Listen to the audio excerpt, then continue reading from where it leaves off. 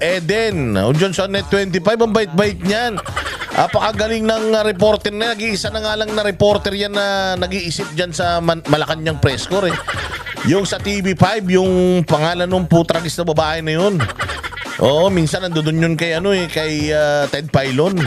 Oo, yung babae na pakachismosa no, walang utak yun. Buti pag nagtanong, putang ina, puros ang tanong. Sabi po ni sabi ni BP Sara ganito, ano pong masasabi nyo? Sabi ng mga Duterte ganito, ano pong masasabi nyo? Puro ganun yung mga tanong, putang ina nyo, mga chismoso kayo. No, kaya naman ito naman si Franz Castro na naman. Ito si Claire Castro, bobo naman yan. O, sagot naman ang sagot kahit hindi naman yun ang trabaho niya. Sabi ko nga sa'yo, kung ako lang di ba, may sinasabi si Inday tapos sasabihin Claire Castro, ano masasabi mo sinabi ni Inday? Ewan ko, bahala sa buhay niya. Busy kami sa gobyerno. Ito mga nagawa ni Bongbong. Number 1, natulog. Number 2, gumising. Number 3, natulog ulit. Number 4, muntik nang hindi gumising. Number 5, kumain. Number 6, natulog ulit. Ganun. Yun ang trabaho ng diba? Yun ang trabaho ng Malacanang press corps tsaka ng PCO, diba? Na pabanguhin si Bongbong. Bakit puro sagot-sagot lang sa mga away-awayan na politika, anak ng tinapay? Kaya nagsasabihan kayong kulang-kulang kayo at mga walang utak at mga bobo at mga hindi pinanganak kahapon pero pinanganak ng madilim. Diba? Oo, kaya kayo napupulaan dahil wala kayong mga programang malinaw eh. Di ba? Sige na. Patay na natin itong tugtog na to para na tayo, bakbakan na tayo kaagad as early as possible.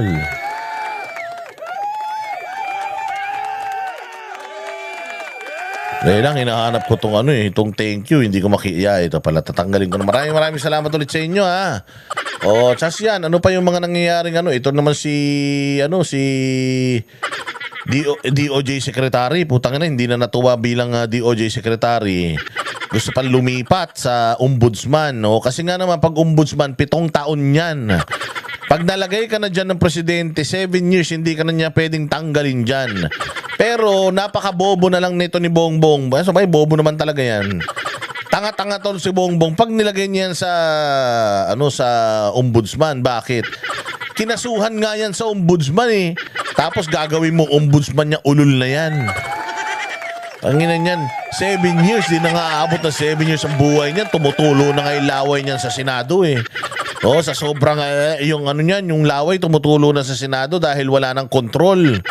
Maglagay kayo dyan ng ombudsman yung medyo bata-bata pa, yung hindi yung malapit ng mamatay. Tapos ito. Tangina, ito namang is kapatid. Yung kapatid, epal din. Nung narinig niya yung kapatid niya, gustong maging ombudsman, putya yan. Yung kapatid naman na DILG, umepal din. Gusto niya, siya na ang magdideklara ng walang pasok sa Pilipinas. Mga tanga talaga eh. Sobrang mga tanga talaga. Walang mga talaga, walang mga kokote. Katulad niya, sige, pag-usapan nga natin na mabilis, itong kay Boying kay Rimulya. Wait lang, natin, hanapin ko. Ito. Ayan pakikita ko lang sa inyo, mabilis lang. Itong dito mo malalaman talaga mga bossing na itong gobyerno na ito, mga walang kukote talaga. Ito pakikita ko sa inyo. Nasaan na ba ang hayop na na yan? Ito, ayan,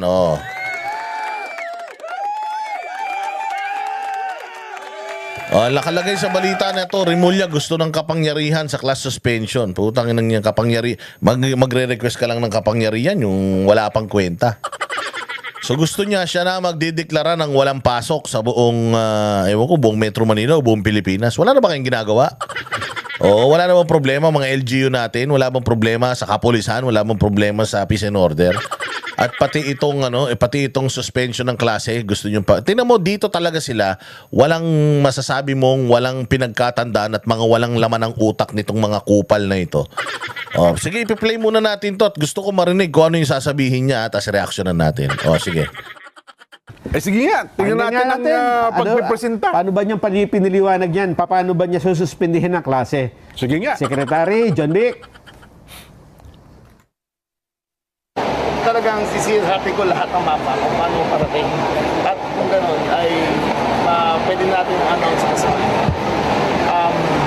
nakikita mo natin, ko naman. Pwede daw, gusto daw niya i-announce mas maaga yung walang pasok ha. Walang pa, puro katamaran ng iniisip ng mga kupal na ito. Wala daw pasok, gusto niya. Ayaw daw niyang maabala yung mga magulang, ayaw daw niyang maabala yung mga bata, nasa araw mismo ng ulan, minsan syempre may pang-umaga, may pang-hapon. O gusto niya, before pang mag-umaga, para, kasi yung iba nakakapasok na sa school, biglang nagsususpinde, di ba?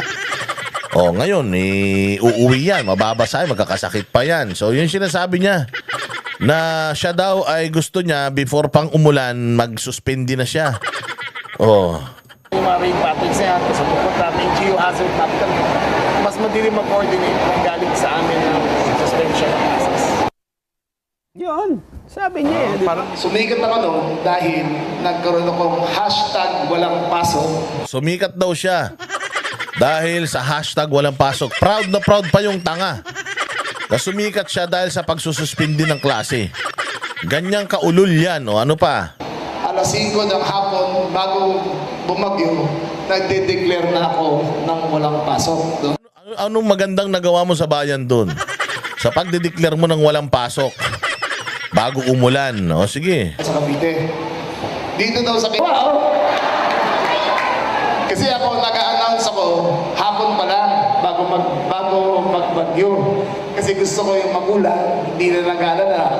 Gusto ko yung estudyante, masaya na, at gusto ko yung mga magulang makatipid sa baon bago umalis para hindi na paalisin yung kanilang mga anak. Oh, so tingnan mo ha, gusto daw niya yung mga bata maging masaya. Kasi walang pasok, masaya, di ba tanga? Tangina, hindi mo naman dapat pasayin yung mga bata dahil walang pasok, dapat nga encourage mo silang mag-eskwela. Hindi ka ba naman engot? Palibasa, mayayaman kayo pinanganak, kaya kahit na pikiin nyo yung mga diploma nyo, okay lang. Kahit di kayo magsipag-aral, ayos lang. Oo, kasi nga, mangungurakot lang naman sa taong bayan pagka naging taga-gobyerno na. O, kaya ayan, tingnan ninyo yung inaano nyo, yung pinopromote ninyo. Walang pasok para masaya ang mga estudyante. Putang ina, huwag nyo nang pag-aralin. Para mas masaya, hindi ba? Alam mo kung gaano kaging kasamang ehemplo itong mga kumag na ito sa mga kabataan natin, no? Hindi ba? Ano, para daw hindi na daw magbigay ng baon and so on and so forth. Sige.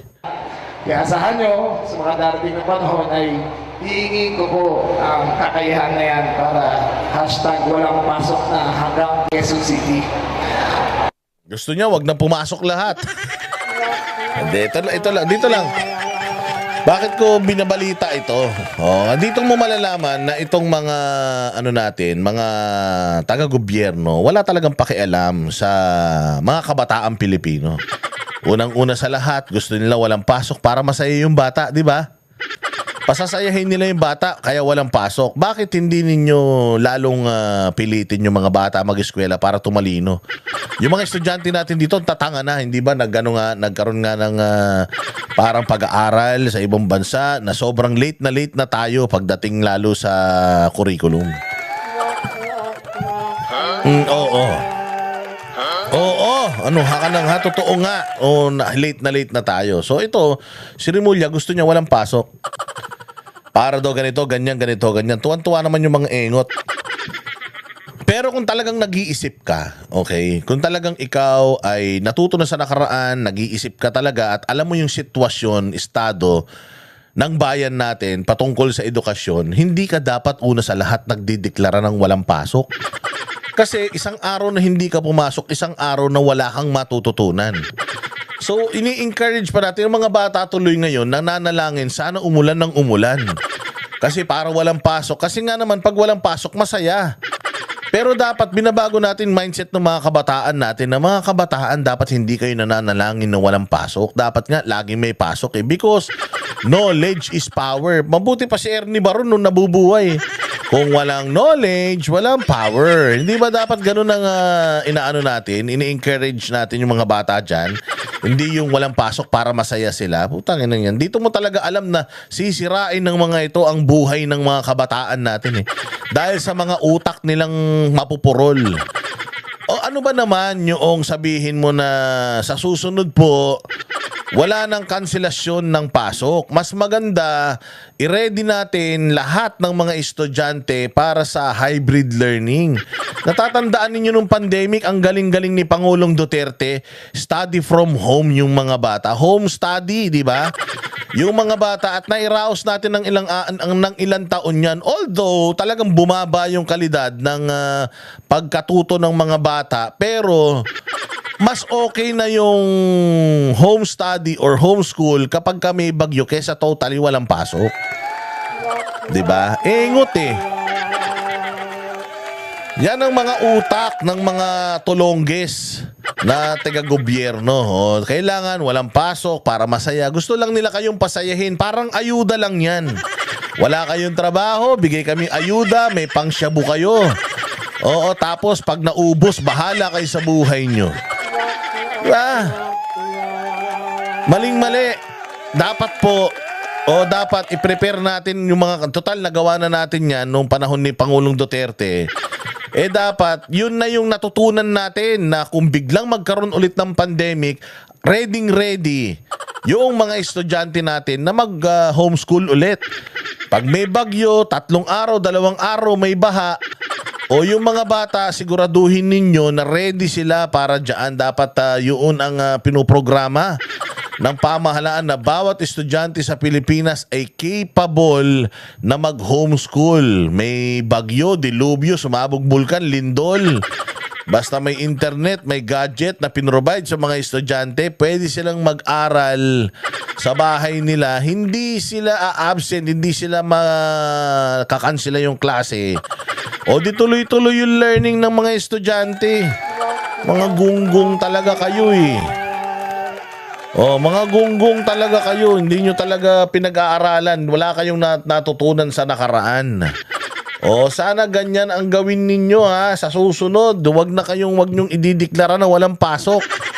Para hindi kayo yung mga kabataan natin may matutunan. Ang boses ng masa hindi natatakot. Katotohanan lang, di kami nalulunod. Walang bahid ng sismis, lahat ay totoo. Kahit sino ka pa, pag mali ka babanatan ka. Walang pinipili kulay, wala kaming kinikilingan. Basta para sa bayan, kami lalaban. Pagdama palakpakan, pag mali banatan. Di matitinag, di matatakot. Para sa bayan, tuloy ang sigaw. Sa harap ng kamera, walang halong takot. Mga baluktot, lahat kayo'y tulad.